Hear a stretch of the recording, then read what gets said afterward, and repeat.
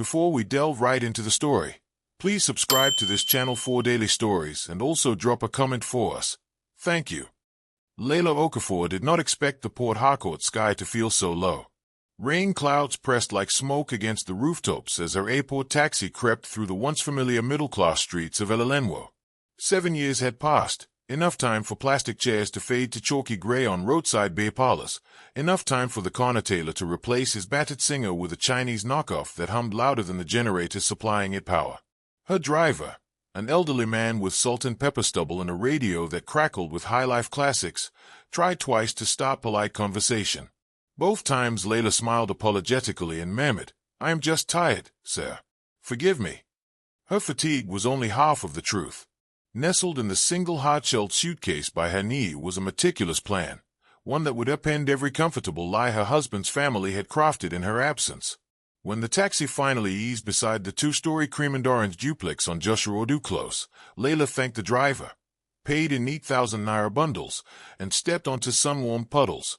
The compound gate squeaked open before she could knock. A housegirl in slippers and a threadbare pinafore blinked at her, recognition dawning too slowly. "Good afternoon, Auntie." "Afternoon, Lami. Is Madame Dora at home?" The girl hesitated. "Yes, but she is." "Let me see her." Leila did not raise her voice. She did not need to. She followed the girl across the tile veranda, past potted hibiscus plants that drooped like overheated dancers, and into the marble-floored living room that smelled of jasmine air freshener and old secrets. Madame Dora Nwokedi, matriarch of the Nwokedi clan, reclined on a camel-colored sectional as a Nollywood rerun flickered on the wall-mounted television. Her jewel, turquoise with gold sequins, perched on her head like a proud bird of prey. Next to her, Vivian lounged in denim shorts and a silk robe, scrolling her phone, dark lipstick immaculate. For a heartbeat, no one spoke. Leila pressed palms together and bowed slightly. "Good afternoon, Mima." "Good afternoon, Vivian." Vivian's eyebrows shot up. "Leila, you did not tell anyone you were coming." "I wanted to surprise Dennis," Leila replied. She looked around, as if her husband might step from the dining room with arms open. "Where's he?" Vivian clicked her tongue. "Brother Dennis is on a business trip in Abuja." Madame Dora rose, adjusting the folds of her wrapper with deliberate slowness. "My daughter, 7 years you stayed in Europe and you cannot even phone ahead? You just appear like electricity bill." She circled Leila, assessing the plain navy dress, the sensible flats, the single suitcase. "Where are your boxes? Where is your Prado Jeep? HM. You look—" Her gaze fell, sharpened. "You look thin." Leila inhaled once through her nose. "The airline misplaced some luggage, Mema. I will claim it tomorrow." That was another half-truth. There was no other luggage but the one containing microcameras, external drives, and a black notebook of names and dates. Vivian laughed lightly, a sound like glass clinking. "Welcome back, O. We arranged your old room, but the AC there is bad. Perhaps you stay in the boys' quarters for today." The housegirl's eyes flicked to Leila with silent pity. Leila maintained her gentle smile. "Anywhere you put me is fine." She followed Lami out again, past the main house and down a narrow corridor smelling of damp cement, into a windowless room with a rusty ceiling fan and a single iron bedstead. As Lami left, Leila clicked the lock softly and knelt by her suitcase. With the practiced care of a field surgeon, she unpacked button-sized cameras, adhesive mounts, lithium batteries, a pen disguised as a voice recorder, and a slim silver laptop preloaded with encrypted relay software. Leila exhaled. The fan groaned overhead. She switched on her phone, evening in Port Harcourt, but morning in Lisbon where Jonas Silva would be at his keyboard. She typed. Leila landed. Nest secured. Prep phase begins tonight. The reply came less than a minute later. Jonas, copy. Cameras on 30-second loop. Cloud sync live. Watch your 6, lioness. A quiet thrill pulsed beneath her ribs. For 7 years she had been the dutiful wife in Aberdeen, funding Dennis's Nigerian startups while finishing her master's degree in forensic accounting. She had congratulated him on contract wins, wired dollars when urgent capital was needed, and smiled through fuzzy video calls where his eyes darted off-screen. 6 months ago, her bank sent a courtesy notice. Several joint investments she believed secure had been partially liquidated, her digital signature forged. She hired Jonas, a Portuguese-Nigerian penetration tester she once tutored in financial compliance. Within weeks he traced the siphoned money to shell companies registered in the British Virgin Islands, all ultimately controlled by Dennis Mokidi. Weiss, one shell had begun transferring her funds into an account under the name Kimia Dezina.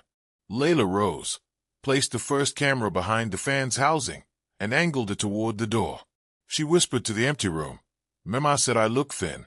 Let us see how fat the truth is." Dinner smelled of pepper soup and low-key hostility. Leila took her place at the end of the 12-seater table, opposite Madame Dora, who presided like a magistrate. Vivian sipped Zobo beside her boyfriend, one Emeka with an undercut fade and the bald confidence of new money. Three cousins Leila hardly knew filled the remaining seats, along with Uncle Theo, the family lawyer, who carved goat meat industriously while checking stock prices on a burner phone. Conversation pivoted around Dennis's expansions, hardware import quotas, and rumors of a new oil services contract. Leila listened, spoon poised, camera pen clipped discreetly to the collar of her dress, lens capturing every face. When Vivian leaned forward, wineglass in manicured hand, Leila's ears sharpened. Bro said he might stay longer in Abuja if the investor from Dubai confirms. Vivian swirled her drink. The man is a sheikh, you know. They are planning offices in Victoria Island. Imagine, global reach. Emeka chuckled. Your brother is the next Elon Musk of River State. Madame Dora winked. With capable family by his side, of course. Vivian will handle public relations. She glanced at Leila as if noticing a stain. My dear, what will you handle now you are back? You studied what again? Accounting. Financial forensics, Leila said softly. She met each gaze, unblinking. I could audit the books. Silence. A fork clinked. Uncle Theo cleared his throat. No need, Neen. We have KPMG on retainer. Leila smiled, dipped bread into soup, and chewed thoughtfully. Her pen camera recorded the slight flush that crept up Theo's neck. Later, as dishes were cleared, Vivian brushed past Leila in the corridor. Sis, small advice, loosen up. Nigeria has moved on since you left. We are not in Stone Age. Her perfume left a citrus sting. Leila's reply was almost kind. Innovation can be overrated. Some old tools cut deeper than new ones. That night, she worked by glow of her laptop, headphones feeding Jonas's low voice. Audio is good, he reported. Camera one hallway feed active. I tagged 4 faces already. Side note, who is the cousin in the yellow durag? He keeps sneaking into the wine cellar. Leila suppressed a laugh. That is Chisholm. He sells Instagram sneakers. Noted. I will keep an eye. How is the queen bee? Vivian. Already restless. Tomorrow I install the last sensor in the living room vase. Jonas whistled. You know, most people would just file a police report and risk the case dying in a drawer. I need public conviction, Jonas, not private apology. A pause. Then let us give them a show. Morning sunlight spilled through gauzy curtains in the dining room, where Madame Dora hosted her daily prayer briefing. Leila sat between 2 aunts who hummed agreement whenever Dora proclaimed favor. She used the chance to slide a button cam beneath the flower arrangement on the credenza. At noon, Vivian invited friends for brunch, 3 influencers with ring light smiles. They posed beside the grand piano, giggling about Ghanaian beach trips. Leila lingered in the background, ostensibly refilling juice, actually mapping sight lines. When one influencer raised her glass, a smear of crimson lipstick remained on the rim, a striking cherry hue. Leila's pulse jumped. The night before, she had scrubbed the living room glasses herself. None bore red stains then. Dennis's favorite cognac bottle now stood half empty on the bar cat. By dusk, the house settled into hush. Television voices drifted from Dora's suite. Vivian's laughter echoed upstairs with Emeka, and the cousins argued over FIFA in the parlor. Leila crept to the living room, pressed a finger behind a wall sconce, and twisted. The hidden safe Dennis once showed her clunked open. Empty. A faint floral scent lingered, something sweet, laid over new leather. She slipped upstairs toward the master wing she used to share with Dennis. Halfway, a light flicked on at the landing. Vivian's silhouette froze, phone in hand. Oh, I thought everyone was asleep. Leila smiled.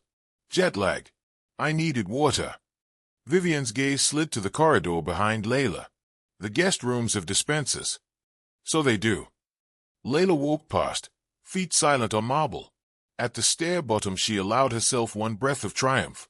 The pen camera had captured more than Vivian's words. It caught the sudden flash of guilt in her eyes. Back in her room, she texted Jonas. Leila, confirm lipstick shade, cherry carmine. Cross-reference Dennis's Abuja hotel timestamp last night. Jonas, on it. Also traced Shell account withdrawals. Recipient K. Adesina still active. Pulling metadata from her Instagram. She is in town. Leila typed slower now. Each word a stone set in place. Leila, then the game board is ready. Queen in check by dawn.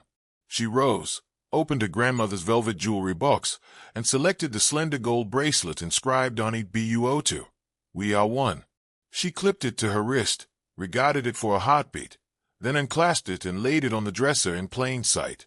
Outside, thunder rolled over Port Harcourt.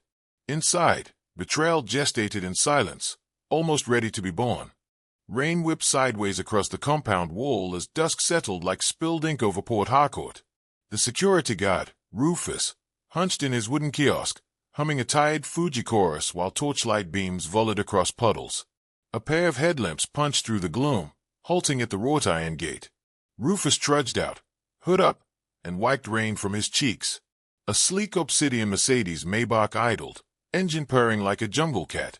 The back window slid down to reveal a woman with mahogany skin, scarlet beret, and lips lacquered in the exact cherry carmine Leila had catalogued. I am here to see Mr. Dennis, she said, accent crisp, eyes hidden behind oversized tortoiseshell frames. Mr. is not around, madam, Rufus replied. But Madam Dora. I did not fly from Abuja to chit-chat with his mother, the woman snapped. Open the gate. Rufus hesitated. House policy forbade unknown visitors after 6. From the veranda, Vivian's shrill voice cut through the rain.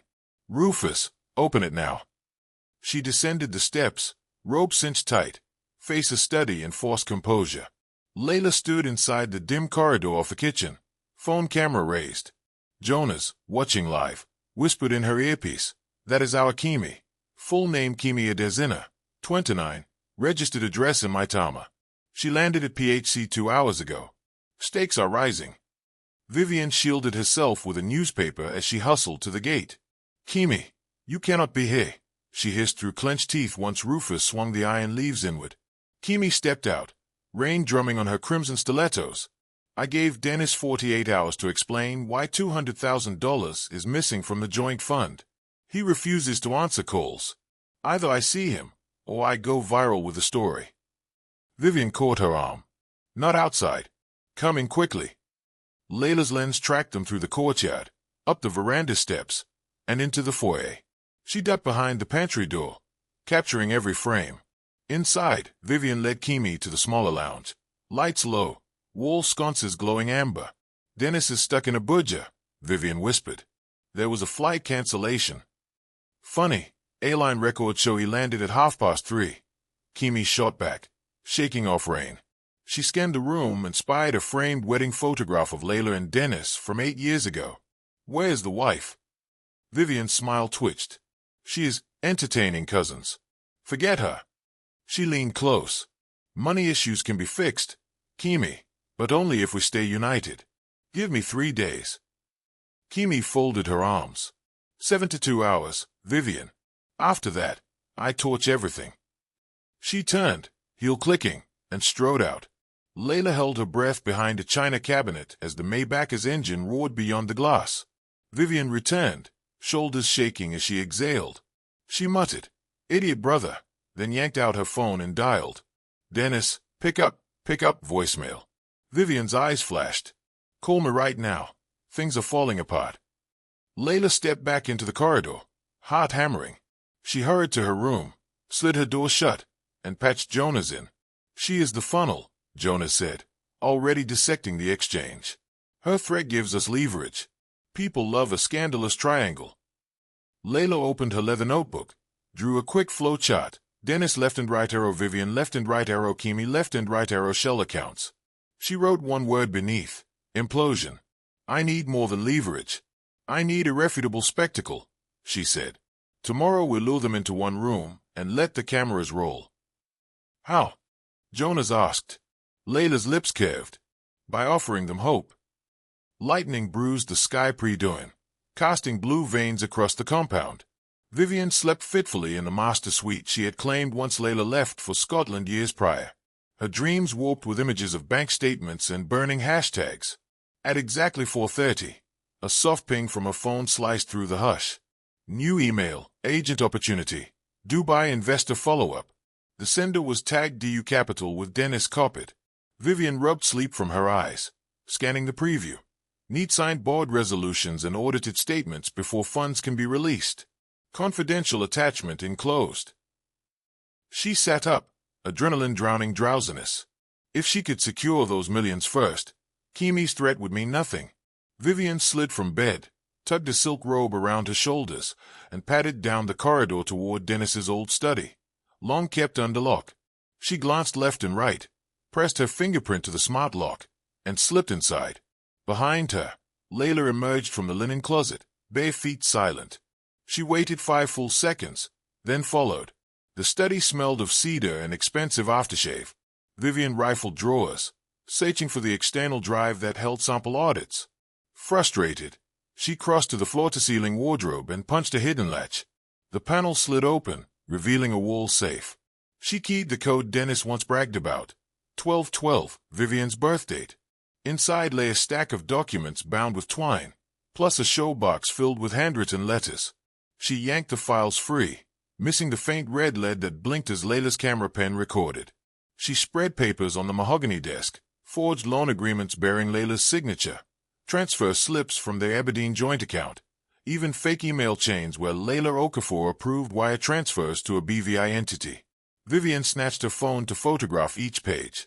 Leila leaned against the threshold, voice calm, looking for something. Vivian spun, knocking the chair back. Why are you skulking? This is still my husband's study, is it not? Leila stepped inside. Though I see you treat it like yours. Vivian's eyes hardened. Do not start drama. You disappeared for 7 years. Dennis and I kept the family afloat. By forging my signature. Leila lifted a document pinched between 2 fingers. Tell me, which pen did you use? Blue or black? Vivian's bravado faltered. Listen, there is an investor from Dubai. I know. Fake address, fake website, fake everything. You designed it to bait more of my savings. Leila laid the paper down with surgical precision. Vivian, I came home expecting loyalty. I found thieves. Vivian snorted. Do not paint yourself spotless. You abandoned our culture for iced lattes and Scottish accents. Abandoned. I funded Dennis's dreams while finishing a degree. I worked double shifts. My reward was betrayal.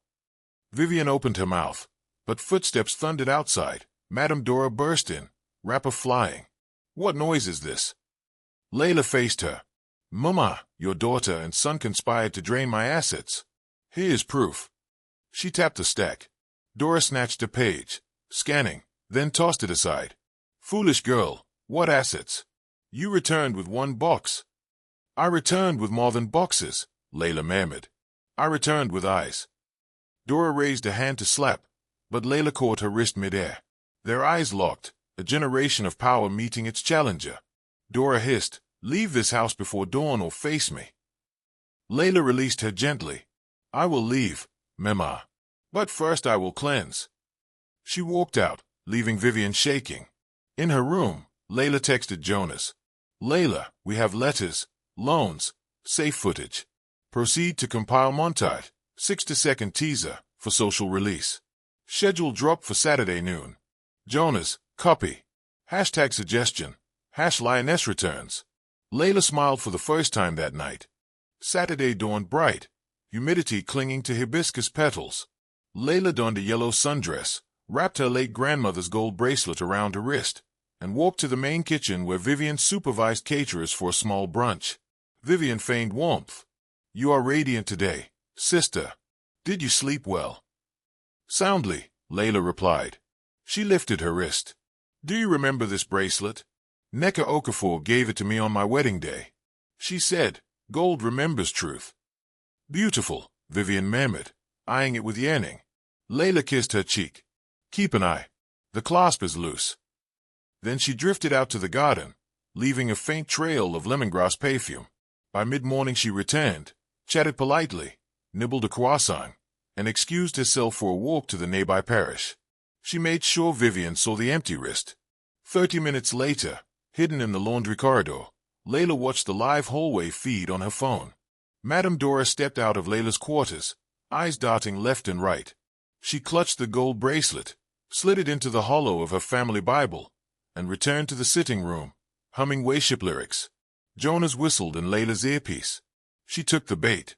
Timestamp locked. File saved to cloud. Leila pocketed her phone. The final puzzle piece clicked. Dora's theft gave moral proof beyond financial skullduggery. The matriarch herself condemned. At twilight, Leila wheeled her suitcase to the front porch. Dora watched, arms folded. Running again. Leila met her gaze. Stepping into light. She bowed slightly. Thank you for hospitality. She turned and walked down the drive, never looking back. Jonas waited in a hired SUV outside the gate, grin wide.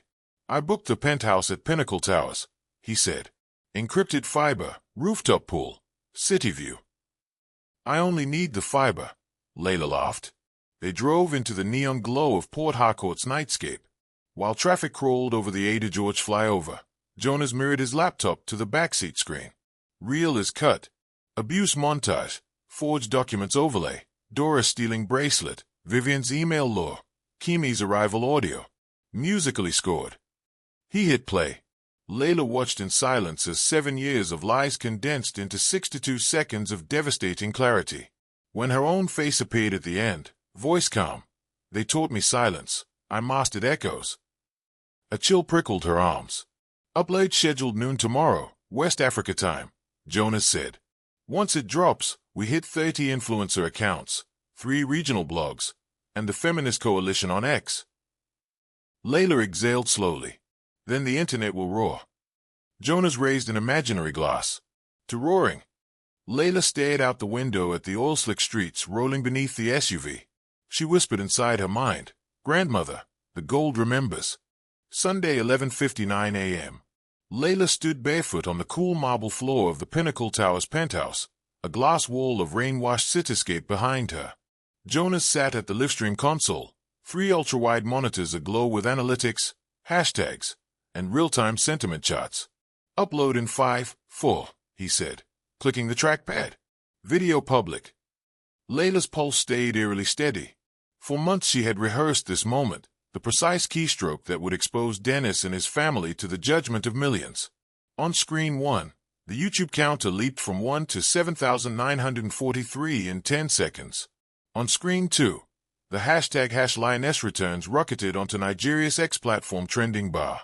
On screen 3, a map blazed with orange pockets, Lagos, Port Harcourt, Abuja, London, Houston, each at a cluster of phones replaying her 60-second reel.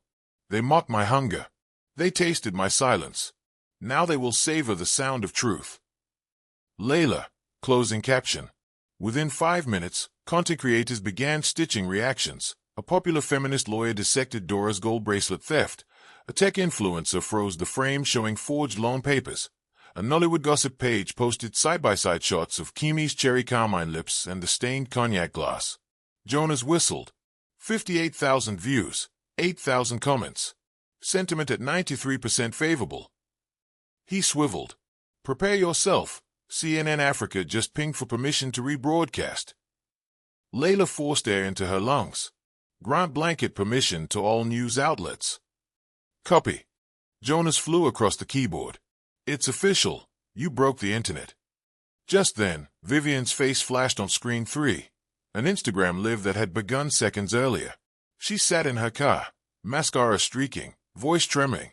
People of Nigeria, please, that video is a deepfake. My sister-in-law is unwell. Thousands of laughing emojis flooded her feed. Someone commented, show us the Bible, thief. Another typed, where's the bracelet, auntie? Vivian's eyes darted off camera. The feed cut. Leila whispered, stage 1 complete. 3:15 p.m., Nwokedi family residence. A riot of press vans clogged Joshua Ordu close. Reporters scaled neighbors' fences for angles of the duplex. The compound gate rattled as Dora shouted at RFC police officers, demanding they remove trespassers. But the officers carried a court-sealed document, Leila's injunction, freezing the property and labeling it a potential crime scene. Dennis finally arrived, sweat beading beneath a black baseball cap. The crowd split, microphones thrust forward. "Mr. Nwokedi, did you embezzle your wife's funds? Is Kimi Adesina your partner or your mistress? How do you explain forging signatures?" Dennis shoved past, eyes wild. Inside, he found Dora pacing and Vivian in tears. "You let her film everything." Vivian shrieked. "Why didn't you wipe the drives?" Dennis slammed a fist into the wall. "You said the cameras were off." Dora tried to regain matriarchal command. "Stop it, both of you. We will manage optics. I already called Bishop Ekwim to release a statement." "The bishop can't save us from Interpol," Vivian snapped. "Or from Kimi. She wants her money back in a public apology." A phone buzzed. Dennis checked it. His primary investor from Dubai. He answered on speaker. "Mr. Nwokedi, after reviewing these disturbing allegations, our consortium is terminating negotiations. Expect legal recourse. Good day." Click. Dennis sagged, color draining. Vivian grabbed her purse. "I'm going to Pinnacle Towers. I will beg her." "Begging won't work," Dennis muttered. "Leila's not the woman we remember." Evening, Pinnacle Towers. Vivian's knocks at the penthouse door were frantic. Jonas opened halfway. "Hello, Vivian." Vivian shoved her foot between door and frame. "Let me see her." Jonas raised an eyebrow. "Ground rules. No shouting. No recording devices." He scanned her quickly with a handheld RF detector, then stepped aside. Leila sat on the terrace sofa, city lights glittering like shattered glass in the Niger Delta night. She looked regal, white linen blouse, afro wrapped in golden scarf. Vivian approached, shoulders slumped. "Please. Millions of trolls are destroying us. You have proof. Congratulations. But if you continue, Dennis could be arrested. Our mother might." Leila's gaze sharpened. "Your mother stole my grandmother's bracelet. Your brother laundered my tuition savings. And you," she tapped the table, "orchestrated phishing emails to drain my foreign accounts." Vivian's voice broke. "I was desperate. The family business was failing. Dennis promised the accounts were temporary measures." "It was never temporary," Leila replied, tone flat. "Listen carefully. Tomorrow I will release a second video, long form, unedited. It includes your confession here, if you choose to give it." Vivian's eyes widened. "You have two options," Leila continued. "Option 1, you sign a sworn affidavit admitting fraud, repay every naira within 90 days, and perform 2,000 hours of community service at Lioness Legal Aid." Vivian swallowed. "And the other option? I hand everything to the EFCC. They will freeze your accounts too." Tea spilled. Vivian whispered, "I will sign." Leila slid a document across. Jonas had prepared it moments earlier. Vivian scribbled her full name, hand shaking. Leila rose, kissed her forehead. "Go in peace. Let the rain cleanse you." As the elevator doors swallowed Vivian, Jonas exhaled. "That humble pie clause will shake Twitter." "It is not about Twitter," Leila said. "It is about precedent." Monday morning broke with thunderous digital ferocity. Overnight, Leila's channel surpassed 2 million views. Young women across West Africa shared personal stories under #Lioness Returns about financial abuse and family betrayal. Civil society NGOs offered free counseling hotlines, and a coalition of female lawyers crowdsourced legal templates for victims. At 11 a.m., the Port Harcourt Herald released leaked bank records, supplied anonymously by Jonas, showing money trails from Dennis's shell firms to offshore accounts. The central bank announced an inquiry. Meanwhile, a TikTok creator remixed Dora's him-humming theft footage into an Afrobeats dance challenge, #Bible bracelet bounce, mocking the matriarch's hypocrisy. Within hours, even Lagos radio DJs played the viral song. Dora became a meme. Gifts of a gloved hand sliding gold into a Bible, captioned when the offering basket passes. Dennis attempted damage control on Channels TV. He wore a dark suit. Lower third reading exclusive interview. Anchor, Mr. Nwokedi, did you forge your wife's signature? Dennis, absolutely not. This is a marital misunderstanding. Anchor, but KPMG confirmed the documents are fake. Dennis, errors by junior staff. Anchor, your junior staff signed as your wife. #junior staff goes trended. Comments scorched. Sponsors withdrew from Dennis's tech symposium. By dusk, the Economic and Financial Crimes Commission served Dennis, Dora, and Chisholm with summons. Vivian, now cooperating, handed over external drives and testified that Dennis coached her to fish Leila. Leila watched events from the penthouse, shoulders tense yet eyes calm. Jonas monitored the data storm. Engagement still rising, he reported. You're now an icon. I am evidence, Leila corrected gently. Icons fade. Evidence endures. A ping. Email from CNN International. Request for a primetime segment titled The Digital Lioness of Port Harcourt. Another ping. Washington Post op-ed pitch. Jonas grinned. World press wants your raw. Leila considered. After court. The High Court of Rivers State squatted like a tired lion beneath a bleached canvas sky. Humid morning air pressed against its sandstone columns, wrapping every surface in a damp film that smelled of rust, photocopier toner, and restless expectation. As dawn surrendered to a watery sun, crowds began to gather outside the wrought iron gates, market women in Ankara wraps, tech students in neon sneakers, human rights volunteers wearing laminated badges, and a brigade of camera crews whose long lenses protruded like spears from a media phalanx. Leila Okafor arrived just after 7, long before the official call to order, yet the throng was already chanting. Some yelled Lioness, while others sang snippets of the Afrobeats remix that had turned Dora's Bible theft into a meme. Leila stepped from a modest charcoal sedan rather than the armored SUV her legal team had suggested. She believed symbolism mattered as much as evidence, and nothing said moral authority quite like walking into court through the same public gate used by ordinary petitioners each day. Her attorney, Barrister Adeku Onanuju, strode at her side in a robe black enough to swallow sunlight.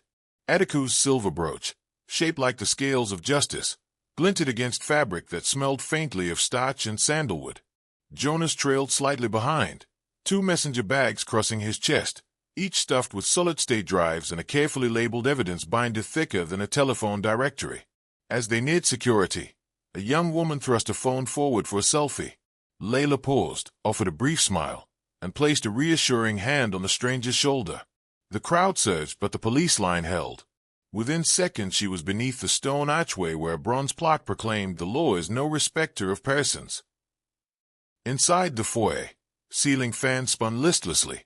A clock stamped their passes while murmuring, Courtroom 3. His Lordship Justice Ibai Okoji will sit at 8 on the dot. The man's eyes lingered on Leila's face with something that resembled admiration and worry combined, as the witnessing courage close enough to feel its heat. They climbed a staircase that echoed with each footfall. On the landing, a panoramic window revealed Port Harcourt's skyline, its telecommunication masts rising like questioning fingers, its smoke-tinted gold by reluctant morning light. Leila inhaled, steadying herself. Beyond the legal skirmish awaited a city that had already begun to change its posture because of her defiance. She felt history stirring beneath her ribs like a second heartbeat. Courtroom 3 resembled a wood-paneled chapel more than a battlefield of jurisprudence. High-backed benches formed 2 rigid aisles divided by a central channel that led straight to the raised dais where Justice Okoji's red-padded chair reigned beneath the crested coat of arms. The judge's table sat beneath 2 stiff flags, the green-white-green of Nigeria and the indigo banner of Rivers State. Fluorescent bulbs overhead flickered occasionally, a reminder that truth in this place would not require theatrical spotlights. It would have to shine on its own. Adeku chose the counsel table on the right, spread out her case notes, and exchanged short nods with colleagues from the Feminist Legal Alliance who filled the reserve row behind them. Jonas plugged a slim laptop into the evidence projector, tested the HDMI feed, and confirmed that every frame carried the cryptographic watermark he had embedded for chain of custody integrity. Leila sat, palms flat on the polished oak surface. She allowed her gaze to travel the chamber. Press gallery ahead, public seating behind, the accused bench to her left, presently empty but ominously reserved with name placards, Dennis Nwokedi, Chief, Mrs., Dora Nwokedi, Chisholm Nwokedi, and Vivian Nwokedi. The air conditioning sputtered alive with a sighing wheeze. Somewhere in the building a bailiff called for silence. At 7:45, the courtroom doors swung inward and tension spiked like a sudden horn blast in quiet traffic. Dennis entered first, flanked by two defense lawyers wearing robes so new their folds still bore tailor's chalk. Dennis's once athletic frame seemed to have melted into the sagging shoulders of a man who had spent many nights wrestling numbers that refused to add up in his favor. His eyes searched the room until they met Leila's. He did not sneer or glower. He simply blinked, as though unsure whether she was real or a waking nightmare that had followed him into daylight. Madame Dora followed, gripping a small Bible so fiercely the thin pages curled at the edges. Her wrapper was a muted teal with tiny gold crosses embroidered along the hem, but no jewelry sparkled on her wrists or ears. The matriarch who once announced her presence with clattering bangles now crept forward hushed by penance and the weight of public shame. Chisholm ambled behind, adjusting the knot of a tie far too bright for the somber setting, while Vivian arrived last, her face scrubbed of all makeup save a hint of concealer that failed to hide the dark moons under her eyes. Vivian carried a plain leather folder, the sworn affidavit she had signed in Leila's penthouse, ready to hand to the prosecution at the first recess. Whispers swept the gallery as spectators squeezed onto benches, pressing shoulder to shoulder until the wooden slats creaked. A law student scribbled furiously in a margin. Body language. Dora avoids eye contact with Leila. Vivian staring at floor. 8 bells rang from the hallway clock. A marshal announced, "All rise." Chairs scraped and bodies stood as one. Justice Ibai Okoji strode in, white wig perched with austere precision, gaze calm but piercing. He settled, adjusted his glasses, and surveyed the room as if counting invisible weights on a cosmic scale. "You may be seated," he intoned, voice textured like basalt. "This honorable court convenes today to hear criminal complaint and civil claim under the consolidated matter Okafor v. Nwokedi and others. Counsel will state appearances." What followed was a ritual of names and titles delivered in voices attempting stoic confidence. Adiku spoke for Leila, listing every live count: identity theft, bank fraud, money laundering, emotional distress. The defense replied in rehearsed cadence, challenging venue and intent but not substance, signaling, seasoned observers noted, that their strategy was already one of damage control rather than outright acquittal. Justice Okoji leaned forward. "We proceed to evidentiary phase. Prosecution, your first exhibit." Jonas tapped a key. Lights dimmed. The main screen bloomed with the title card Sequence 1, Household Abuse. Gasps fluttered along the benches. Clip 1, Vivian laughed whispering anti-energy behind Leila's back as Leila entered the family dinner weeks earlier. The audio captured the sneer, the condescension, the subtle cruelty that ordinarily evaporates, leaving no forensic footprint. Here it sat preserved, undeniable. Clip 2, Leila's bracelet gleaming on her wrist, timestamp visible. The feed jumped to Dora entering Leila's room, rummaging through drawers, pocketing the same bracelet, and hiding it in a leather-bound Bible. The courtroom sucked in breath. Even the electric fans seemed to pause. Clip 3, Dennis's voice on speakerphone, instructing Vivian to just mirror her signature. "Nobody checks these minor authorizations." His tone was casual, almost bored, as if petty fraud were no more consequential than ordering an extra cocktail at brunch. When the montage ended, Jonas froze the final frame, Dora's hand half-buried in holy pages, gold glittering between thin fingers.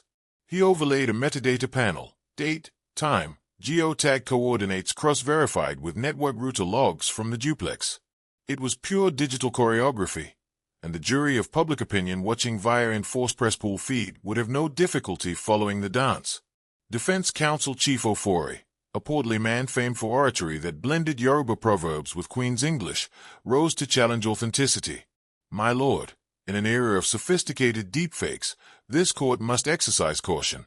A moving picture may mislead faster than an idle rumor." Adiku waited until Chief Ofori finished invoking Plato's cave. Then, with lethal calm, she called Jonas to the stand.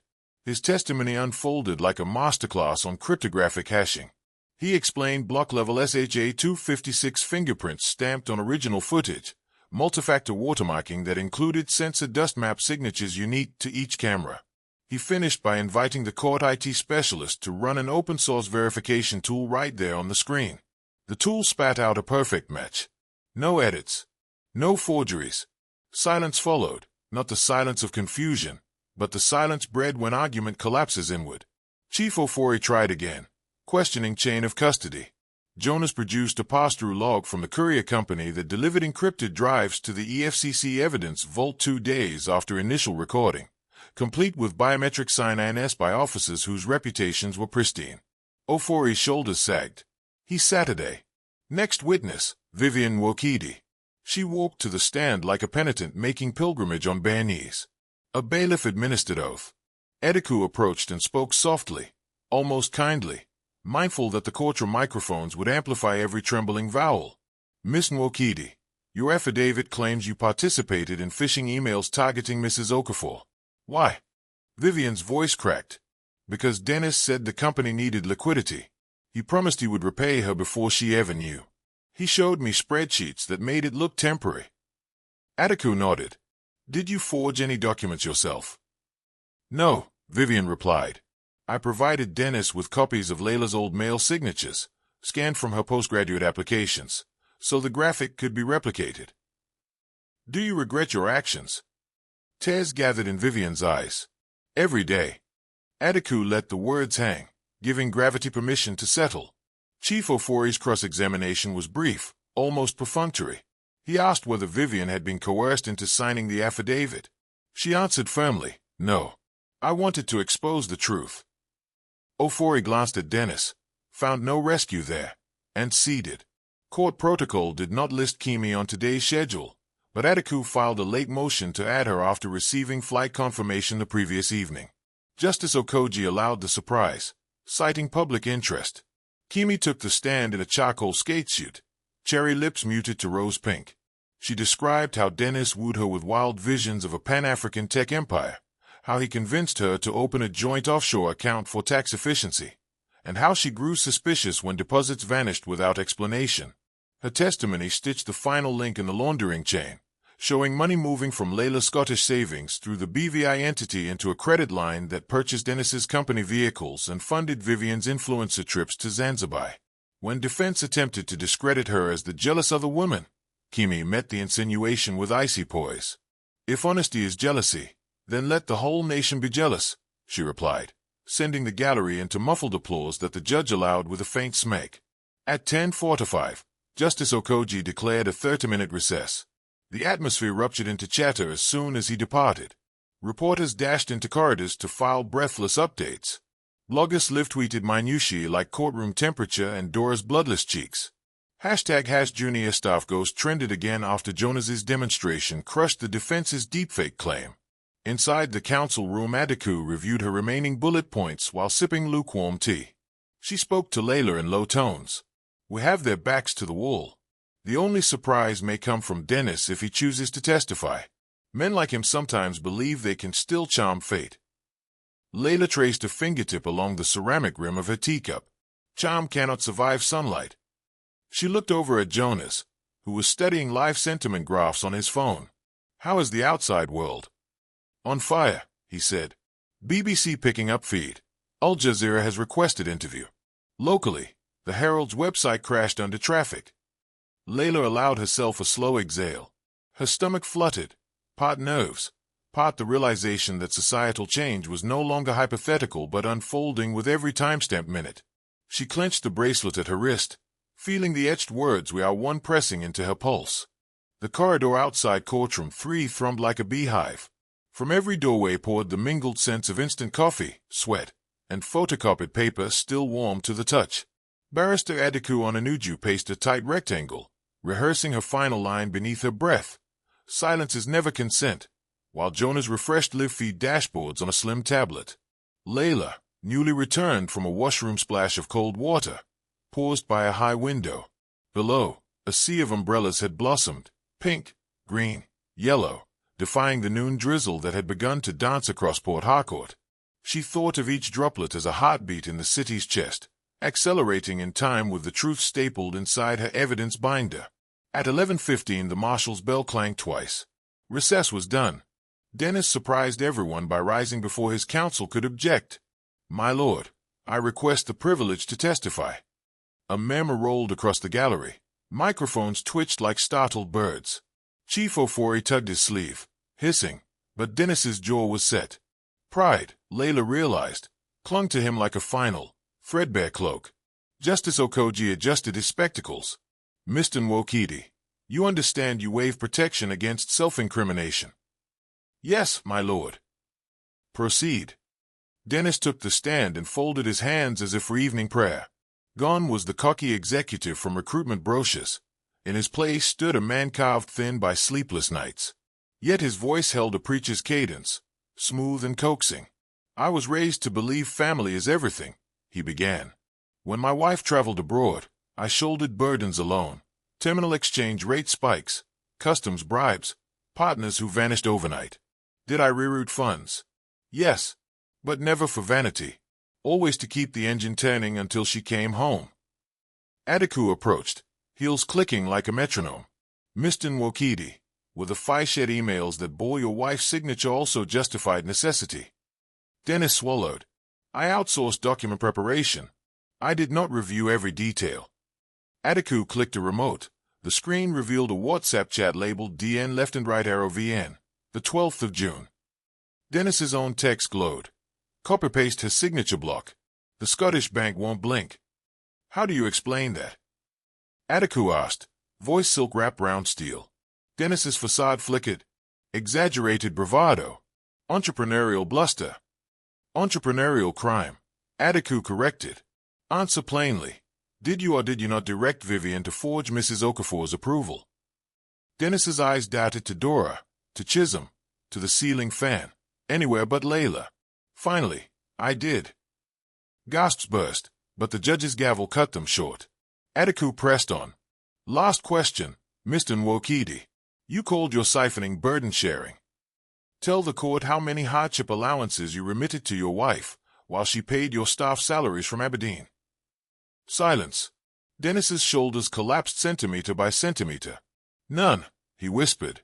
No further questions.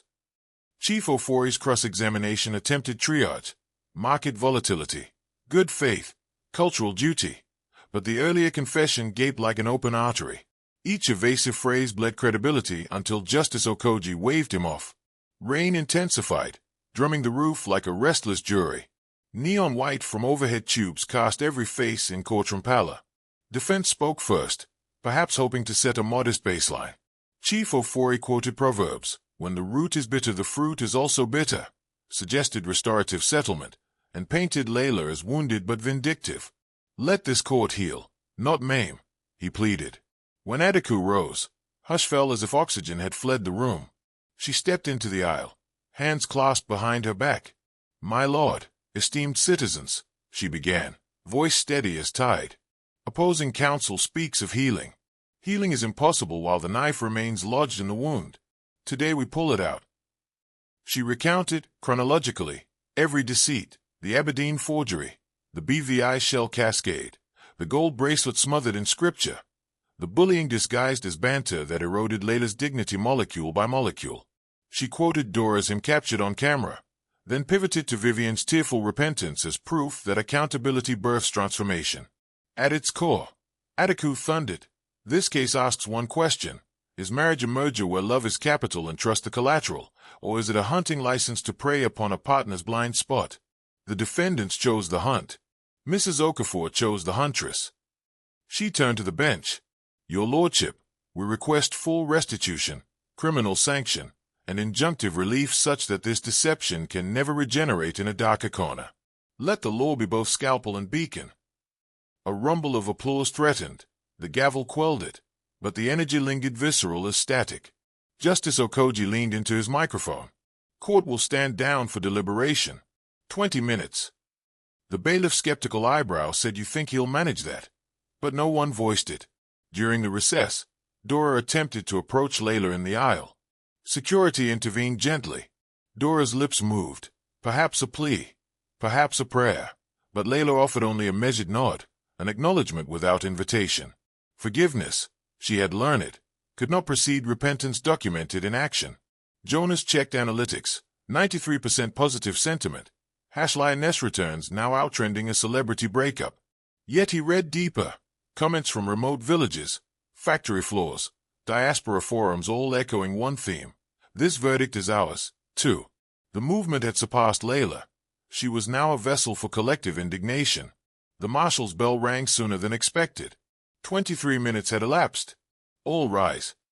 Justice Okoji returned holding a sheaf of typed pages, margins heavy with handwritten notes. He surveyed the chamber through bifocals, gaze settling finally on Leila, then Dennis. The court commends decorum displayed despite passionate stakes. Having weighed sworn testimony, documentary exhibits, digital evidence verified beyond reasonable scientific doubt, and owing deference to statutory provisions of the Criminal Code Act and the Economic and Financial Crimes Commission Establishment Act, this court finds as follows. He enumerated counts, each like a stone dropped into water. Count 1, identity theft, guilty. Count 2, forgery, guilty. Count 3, money laundering ex Section 15, 2, B, guilty. Count 4, theft of personal property, the bracelet, guilty. Count 5, emotional and psychological abuse, civil liability affirmed. For Mr. Dennis Nwokedi, the judge continued, this court sentences you to 8 years imprisonment, commencing forthwith, at Port Harcourt Correctional Center, a fine of 25 million Nigerian nairas, and restitution to Mrs. Okafor in the amount of 440 million Nigerian nairas plus $650,000, payable within 6 months of asset liquidation already ordered frozen by EFCC. Dennis stiffened. Handcuffs jingled behind as warders advanced. For Mrs. Dora Nwokedi, 2-year custodial sentence suspended for 5 years, conditional upon completion of 5,000 hours of community service at court-approved social impact organizations and public apology to the complainant broadcast on national television within 30 days. Dora lowered her Bible, tears streaming. Mr. Chisholm Nwokedi, order of restitution for unlawful commissions in the sum of 38 million Nigerian nairas, and 6 months house arrest with electronic monitoring. Miss Vivian Nwokedi, the judge intoned, voice softening a fraction, in recognition of cooperation and genuine remorse, this court accepts the plea agreement. You will complete 2,000 hours of service under the Lioness Advisory Group, repay funds itemized in Annex B, and remain under good behavior bond for 2 years. Any violation will activate a suspended 12-month custodial term. Do you understand? Vivian, openly weeping, managed, yes, my lord. Cameras flashed. The judge paused for silence. Let this verdict echo. Family ties are not shackles exempt from law. Beneath our flag all citizens stand equal, spouses, children, matriarchs, patriarchs. Betrayal performed in whisper shall be answered in thunder. His gavel struck. Court is adjourned. Chaos without violence surged. Cheers, sobs, prayers. EFCC officers escorted Dennis and Chisholm through a side exit.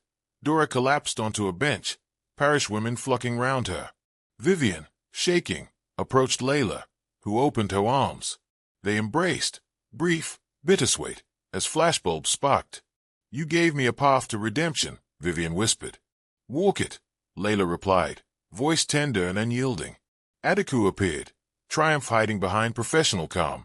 Restitution orders precede appeals. Funds will start flowing once the asset register is final. Leila nodded. A single tear glistened but did not fall.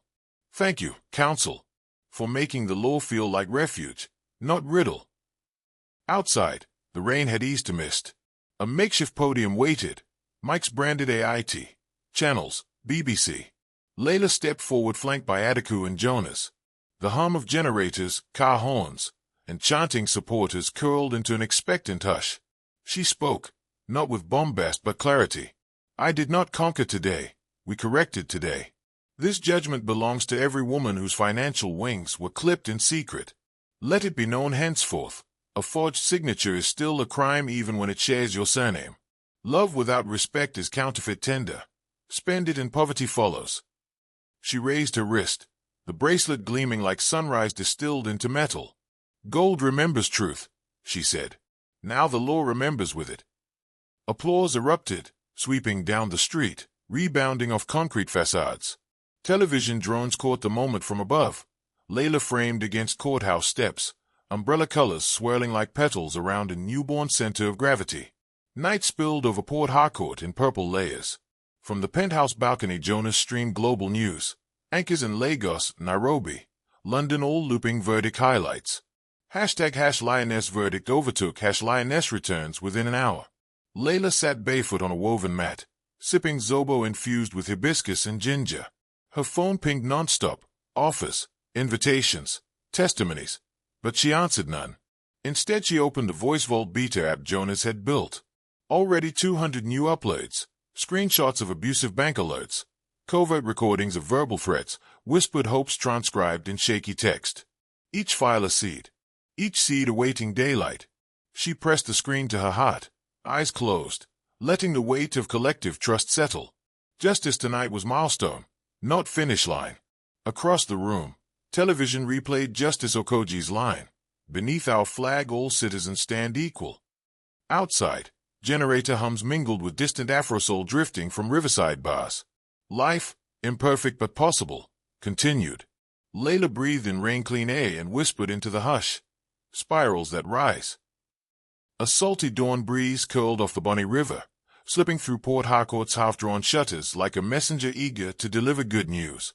6 months had passed since the verdict, and the city had learned to pronounce a new landmark the way one might savor an unfamiliar spice. Lioness Advisory Group. 3 words now painted in mirrored chrome across the 15-story tower that rose above the old marina wharves.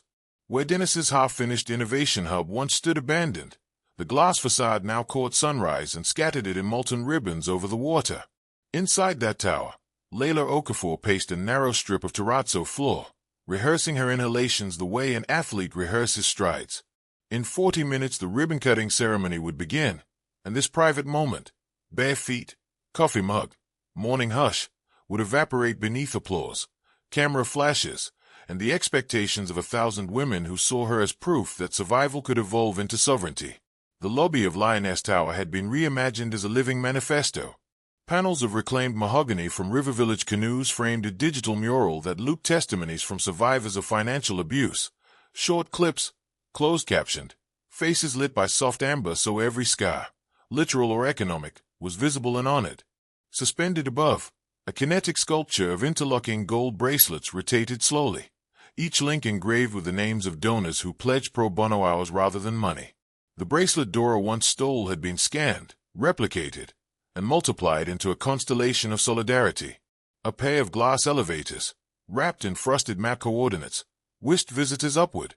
Each floor bore a lioness silhouette in outstretched stride, tail transforming into a data cable as the figure climbed higher, an allegory commissioned by Leila to remind staff that equity began with narrative but matured through infrastructure. Floor 5, Voice Vault Lab, developers refining an end-to-end encrypted mobile app that allowed spouses to document coercive control without alerting abusers. Floor 7, FinDefense Clinic, forensic accountants poring over bank statements in cubicles shaped like open folders. Floor 9, SheCode Academy, teenage girls in VR headsets building cybersecurity capture-the-flag challenges, giggling whenever they pwned an instructor. Floor 11, Restorative Justice Studio, therapists and community mediators painting flowcharts on smart walls, searching for social off-ramps that might keep petty manipulators from mutating into hardened criminals. Atop everything, the Sky Garden penthouse, once Dennis's private lounge, had become a public convening space. Mango trees in planter boxes bordered an amphitheater of tiered cedar benches that faced the river delta. Hey, at precisely 9:30, ministers, mayors, activists, corporate heads, and neighborhood aunties would gather for speeches. Here the empire would announce itself not as fortress but as open-source blueprint. Down on floor 7, Vivian Wokidi straightened a stack of intake forms, glanced at the wall clock, 8:22 a.m., and inhaled deeply. Her restitution hours had just cleared 1,000, and though the fluorescent lighting conspired to showcase the lingering baggage under her eyes, a fresh kind of luminosity lived inside her posture. She now wore her hair in a simple bob, swapped branded heels for sensible loafers, and consulted an ethics coach weekly. None of this absolved her former complicity, but each gesture stitched a new garment over the ragged past. A junior analyst poked his head into the bullpen. "Vivian, the procurement roundtable slid you into panel 2. Your talking points on influencer transparency are loaded on the teleprompter." "Thank you, Bode," she said, offering a smile that belonged to service rather than sales. She turned back to her monitor where a spreadsheet mapped the first 100 FinDefense cases they had quietly won. Hidden loan reversals, fraudulent credit card closures, property deeds restored. She double-clicked row 47, Idemali, Grace, and added a note. Bank agrees to waive all penalties. Schedule interview with BBC Pidgin for awareness. Her phone buzzed. Leila's text. See you on the roof. Let's claim morning. Vivian typed back a single lioness emoji and logged off. If the tower lobby thrummed with pre-event energy, the basement library whispered. Converted from old parking bays, the space now stretched beneath the building like a cool riverbed lined with floor-to-ceiling bookcases. Hey, under warm Edison bulbs and the scent of oiled cedar, Madame Dora shelved volumes of corporate governance case law. She wore a plain anchor dress, navy with white braid, and a lanyard identifying her as volunteer archive steward. 6 months of soup kitchen duty and women's shelter cleaning had taught her humility's grammar. Here she practiced its punctuation. A teenage intern rolled up with a dolly stacked hip-high. Morning, ma. Another donation crate from Abuja. Mostly forensic accounting journals, 2015 to 2023. Dora accepted a box cutter, slit the tape, and reached for the first spine. Tracing assets across jurisdictions, 4th edition. How strange, she mused, that the very vocabulary of her family's downfall, asset tracing, beneficial ownership, shell structure, could now distill into a resource for strangers determined never to repeat her mistakes. She filed the book, paused to rest aching knees, and allowed herself a fragile smile. This tower, rising from the ashes of her greed, was living scripture. Every label she affixed turned remorse into seed. On the 10th floor, Jonas had built what staff called Mission Control, a circular room lined with curved lead walls displaying live data, encrypted support requests, real-time social sentiment, pro bono case progress, and heat maps of legislative reforms across West Africa. A coding prodigy named Aisha manned the cyber threat station, while Kwame, a Ghanaian quantum security researcher, tuned anomaly detection models. Jonas, coffee in one hand and plantain chips in the other, toggled screens. Voice Vault users had crossed 2 million.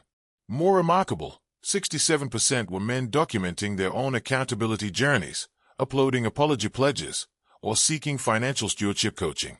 The movement had transcended binaries. A soft chime, external link request, BBC World Service wanted a remote feed during the launch. Jonas routed the request to Media Ops, then called up the drone cameras waiting on rooftop helipads. The city's skyline, oil tanks, cell towers, half-finished flyovers, sparked under sun wash. He thought of the day he pressed upload on the first 60-second reel, how his hand had trembled, how destiny had cabled through fiber lines at light speed. Today was quieter, but weightier, networks consolidating into infrastructure. At 9:10 the rooftop amphitheater buzzed like a festival ground. A string quartet tuned under a tent while an Ijaw jazz ensemble warmed cymbals near the bar. Delegates pinned golden lioness brooches to lapels. Schoolgirls in sky-blue uniforms rehearsed a spoken-word ode that fused Pidgin, Igbo, and English. Reporters elbowed for vantage behind velvet ropes. Leila emerged through sliding glass, Vivian at her side, Dora trailing with volunteer badge, Jonas waving from media pit. Applause lifted in a wave. Leila took the lectern, brushed steel etched with coordinates of the New York UN building on one side and Makako Floating School on the other, a reminder that progress belongs everywhere. She waited until hush settled, then spoke. Good morning, Port Harcourt. Good morning, world. 6 months ago a courtroom declared that love without respect is counterfeit tender. Today we mint a replacement currency. Call it audacious compassion, backed not by gold but by our resolve to practice justice daily. The crowd leaned into her cadence. A wise elder once told me, gold remembers truth.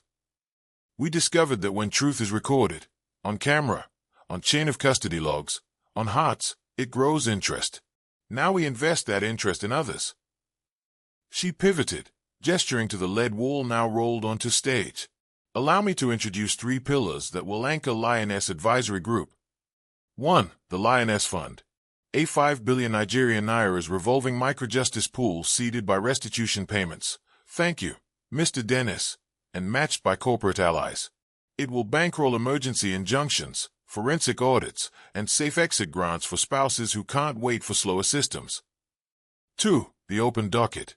A public, anonymized dashboard, updated hourly, showing every case's stage, average processing days, and restitution delivered. Accountability measured is accountability multiplied. 3. The Spiral Fellowship. Named for the pattern that moves outward and upward at once. 40 scholarships a year for survivors or their children to study cybersecurity, law, journalism, or psychology. Disciplines that complete the loop from pain to power. Applause detonated. A drone swooped, capturing Dora wiping tears, Vivian clapping with solemn pride, Jonas exchanging a look with Leila that said, "We built this code, but you wrote the syntax." Mayor O'Dilly stepped forward holding a length of red tape. "Madam Okafor, with all due authority. Please, call me Leila." "Leila," he grinned, "on behalf of this city we thank you for turning ashes into architecture." He raised ceremonial shears. Leila placed her hand atop the blades. Beside her, a seamstress who once lost her shop to an abusive creditor grasped the other handle. Then a former oil rig accountant who had uncovered payroll fraud. 3 hands, 3 stories, 1 cut. The ribbon fell, confetti cannons hissed biodegradable gold petals, and the jazz ensemble swung into a high-life rendition of Great Nation. Over canapes of Jollof arancini and pepper prawn sliders, dignitaries toured demonstration booths.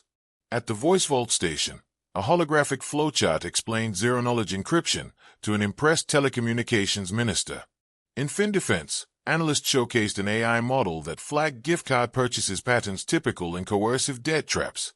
She-code cadets guided senators through Python notebooks mapping shell company networks. In the library, Dora led a small group of grandmothers on a tour, pausing at a display case holding the original gold bracelet beneath museum glass. A plaque read, "Evidence Item 4.3, returned. Reminder that faith without restitution is empty brass." The grandmothers whispered prayers of gratitude, and Dora found her chest loosening, as if each MN lifted a stone from behind her sternum. Midday clouds massed, thunder grumbled. Leila retreated to her office, floor-to-ceiling windows, view of cargo ships inching the river. Vivian knocked. "You asked to see the draft influencer ethics charter." "Yes." Leila skimmed the document. Clear guidelines on sponsored content, financial disclaimers, mental health duty of care. "This is excellent." Vivian exhaled. "I kept thinking of young women who trust polished versions of reality. We owe them transparency." Leila placed a hand over Vivian's. "Your past is instructive but not definitive. This charter proves it." Across the hall, Jonas demoed a new beta, a sentiment analysis dashboard that detected spikes in misogynistic slays directed at any lioness affiliate and auto-deployed a moderation task force. "Algorithmic fire brigade," he joked. Adiku, visiting for a compliance workshop, approved the privacy phrasing. No user data would be stored beyond 72 hours. At 4 p.m. reception called. Kimia in a sort of meeting. Leila hesitated but agreed. Kimia arrived in a modest lilac suit, offered a respectful nod. "I'm headed to Lagos to testify in another offshore fraud case," she said, "but I wanted to deliver something first." She placed a sealed envelope on Leila's desk. "It's a certified check, my full restitution plus interest. I'm liquidating what remains of BVI accounts and investing half in the Spiral Fellowship. If people must remember me in this story, let it be for writing my ledger." Leila studied her, saw both contrition and a quiet ember of resolve. She extended her hand, then let the spiral rise. Kimi shook it, eyes bright. "Thank you for the blueprint." The launch wound down. Delegates departed under violet skies. Staff celebrated with Puff-Puff and Chapman mocktails in the amphitheater. Dora remained shelving books. Vivian began answering DMs from survivors newly inspired. Jonas recalibrated servers bracing for sign-ups. Leila stepped onto the balcony with a final cup of tea. Lights blossomed across the marina district. The river shimmered like black glass under anklets of neon. Somewhere a saxophone wailed in a rooftop bar. Farther off, church bells drifted. Adiku joined her, resting elbows on the rail. "Remember when you walked into my office, voice steady but hand shaking? Today those hands carved a doorway for thousands." Leila smiled softly. "Justice is architecture. Someone built rooms for me. A Scottish professor who waived tuition, a Portuguese hacker who stayed up nights, a lawyer who believed in scalpel beacons. I only extended the hallway. They fell into companionable silence until Jonas texted drone footage, a panorama of Lioness Tower crowned by gold sculpture shimmering against the dock. Attica whistled low. Leila opened the image, traced the bracelet constellations, and whispered, "Spirals that rise." At 11:11 p.m., the last elevator dinged. Dora emerged carrying a carton of shapeless journals. "My knees protest, but my spirit dances," she said with a shy smile. Leila took the box. "Rest, Mema. Tomorrow we catalog policy briefs." As Dora disappeared into the lift, Leila turned toward the empty atrium. Automatic lights dimmed to midnight mode. Cool indigo pools highlighting exit paths. Lioness icons glowing faintly in floor tiles. She walked the perimeter once, fingertips skimming glass as if conducting an invisible orchestra. Her phone pinged with one final message: Aberdeen University. Conference keynote agenda confirmed. Topic: Wealth, Trust and Post-Surveillance Justice. She saved it, then typed a reply. "Please include scholarship clause as discussed. LO." She slipped the device into her pocket, clasped the bracelet, with its heeled hinge, about her wrist, and inhaled river Kool-Aid funneled through vents. The weight of leadership pressed, but it no longer felt like burden. It felt like armor forged from reclaimed wounds. Outside, Port Harcourt's skyline blinked, tentative yet resilient. Inside, servers hummed, tiles glowed, and a tower built from betrayal pulsed with restorative purpose. The lioness closed her eyes, hearing neither jury applause nor gavel strike, but rather the steady, timeless thrum of a city learning to roar in harmony. Tomorrow would summon new petitions, new betrayals, new excavations of hidden rot, but tonight the empire awakened and, for the length of a breath, stood whole and luminous against the Nigerian night. Please don't forget to subscribe, like, comment your thoughts and share our channel with your friends. See you in the next story. From your favorite stories.